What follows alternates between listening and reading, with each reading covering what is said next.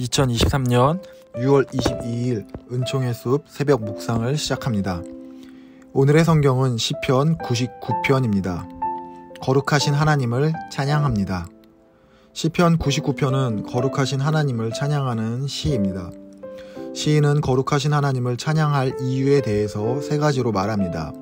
첫째, 하나님은 위대하시고 모든 민족보다 크시기 때문입니다. 2절, 3절입니다. 시온에 계시는 여호와는 위대하시고 모든 민족보다 높으시도다. 주의 크고 두려운 이름을 찬송할지니 그의 거룩하심이로다. 시인은 하나님이 시온에 계신다고 합니다. 사람들은 시온을 이스라엘의 또 다른 이름이라고 생각합니다. 그러나 시온은 하나님이 계신 곳입니다. 하나님의 임재가 있는 곳입니다. 그렇기에 하나님의 임재가 있는 모든 곳이 시온이 됩니다.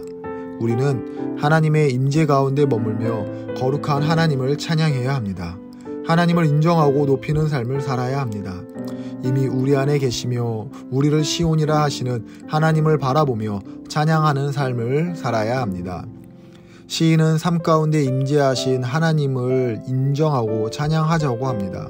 이어서 시인은 하나님을 찬양해야 할 두 번째 이유를 말합니다. 4절, 5절입니다. 능력 있는 왕은 정의를 사랑하느니라. 주께서 공의를 견고하게 세우시고 주께서 야곱에게 정의와 공의를 행하시나이다. 너희는 여호와 우리 하나님을 높여 그의 발등상 앞에서 경배할지어다. 그는 거룩하시도다. 하나님을 찬양해야 할 두 번째 이유는 하나님은 정의로우시기 때문입니다. 의인과 악인을 심판하시는 데 있어 하나님은 단 1mm의 오차도 범하지 않으십니다. 하나님의 공의는 완전하고 완벽합니다.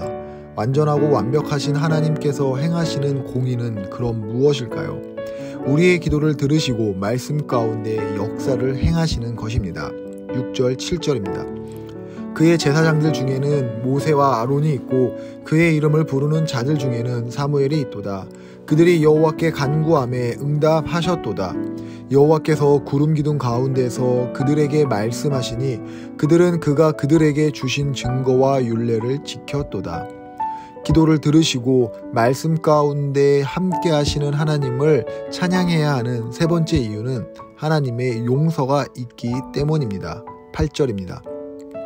여호와 우리 하나님이여, 주께서는 그들에게 응답하셨고 그들을 향한 대가대로 갚기는 하셨으나 그들을 용서하신 하나님이시니이다. 하나님은 완전한 공의로 심판하실 수 있습니다. 완전한 공의를 가지신 하나님께서는 하나님을 바라보며 하나님의 임재 가운데 머무르는 사람들을 용서하십니다. 이러한 하나님을 우리는 찬양해야 합니다.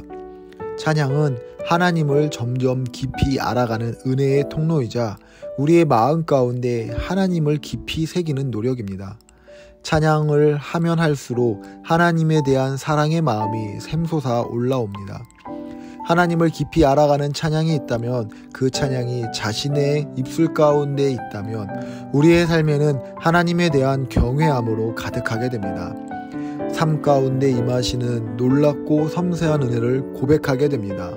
힘겨운 삶 가운데 함께 하시는 하나님을 바라보고 의지하고 찬양하며 더 깊이 하나님을 알아가는 우리 모두가 되길 축복합니다.